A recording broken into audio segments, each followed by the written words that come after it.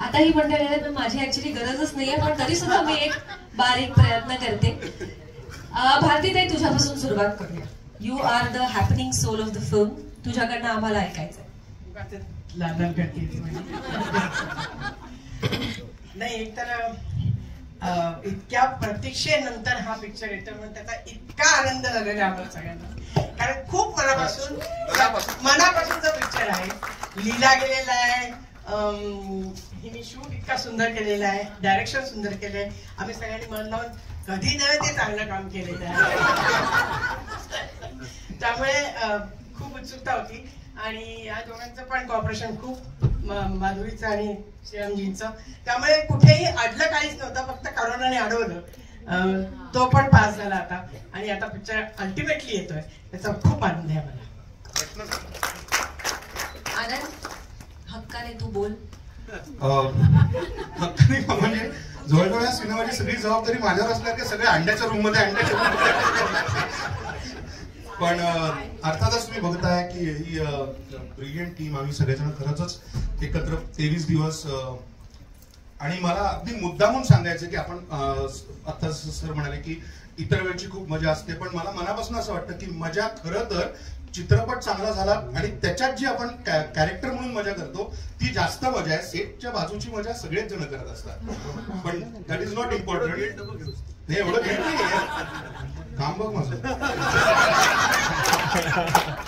आणि मला पटकन आधी सांगायचं होतं, म्हणजे आज सगळेजण आपण आनंद व्यक्त करूया, कारण आमच्या सिनेमाचे जे प्रोजेक्ट हेड आहे आजगावकर, त्यांचा आज वाढदिवस आहे. Happy birthday. ओके, पटकन सांगायचं चित्रपटाविषयी म्हणजे खरंच मच अवेटेड, खूप बरं वाटतं आहे. हा सिनेमा 5 तारखेला चित्रपटगृहामध्ये आता सगळ्यांच्या समोर येणार आहे. आणि थँक्स, अत्यंत मनापासून धन्यवाद माधुरी मॅम आणि श्रीराम सर तुमचे. याचं महत्वाचं कारण असं, मगाशी पण मी कुठेतरी बोलताना असं सांगितलं की अशा पद्धतीच्या विषयाच्या मागे इतके सशक्त निर्माते उभं राहणं फार गरजेचं असतं. अनेक वेळेला म्हणजे इथे सगळेच जण पैसेच कमवायला आले. ऑफकोर्स प्रत्येकाला चित्रपट आपला व्यवसाय म्हणूनच करायचा आहे, पण तरी देखील अशा पद्धतीच्या विषयाला मागे उभं राहणं ही फार महत्वाची गोष्ट असते. कारण कॉम्बिनेशन मध्ये चांगलं काय कॉम्बिनेशन ते घ्या आणि चित्रपट तयार करा असं होऊच शकतं, पण अशा पद्धतीच्या इतक्या कास्ट असलेल्या कुठेतरी वेगळ्या ठिकाणी जाऊन शूट करायचंय आणि सगळ्यात महत्वाचं संहिता विषय, अशा चित्रपटाच्या मागे उभं राहणं ही फार महत्वाची गोष्ट मला असं वाटतं. आणि तुम्ही दोघांनी आधीच्या चित्रपटात आणि आत्ताच्या चित्रपटातही अशा पद्धतीच्या संहितेला सपोर्ट केला, ही आमच्यासाठी फार आनंदाची गोष्ट आहे. Thank you very much. 2 सिनेमामध्ये बॅक टू बॅक म्हणजे कुछ बात है. म्हणजे खरंच मी माझ्या नातवंडांना सांगू शकतो, इतकी माझ्यासाठी अभिमानाची गोष्ट आहे की माझी सगळ्यात फेवरेट, माय फेवरेट, सगळ्यांचीच favourite Madhuri Dixit Nene and doctor Nene, both of them, माझं कास्टिंग त्यांनी केलं. आणि एक मिनिट कॉलर माझी वर्क करायला लागेल मला, आणि मला हे सांगायला आवडेल की त्यांचा हट्ट होता की हे कॅरेक्टर आदिनाथ करणार.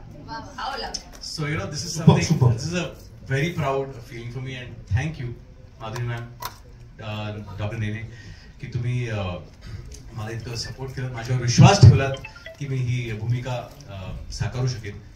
थँक्यू. आणि खूप सुंदर निर्माते आहेत, हे मी सांगायची गरज नाही. आता वेगळं काय सांगणार, सुंदर वर्षानुवर्ष आधी सुंदर आहेतच, आता निर्मातेही आहेत. ऍब्सोल्युटली कळलं ना आम्ही का त्याच्या रूम मध्ये होतो. परत नाही, पण इथे एक मिनिट मला फक्त उल्लेख करायचा की आता इथे जे नाही आहे आपण उत्तर पाठ केलं होतं ते पण ते कोणी विचारलं तर सांगायचं असं. तुझ्या कॅरेक्टर बद्दल आणि फिल्म बद्दल बोल. ओके, माझ्या कॅरेक्टर बद्दल मी काय सांगू, फार सांगता येणार नाही असं मला डिरेक्टरनी बजावलंय, पण ह्या विषयाला घेऊन तुला काही. बट हो, पण मी सांगेन की धमाल फिल्म आहे, फुल on out and out entertainer आहे.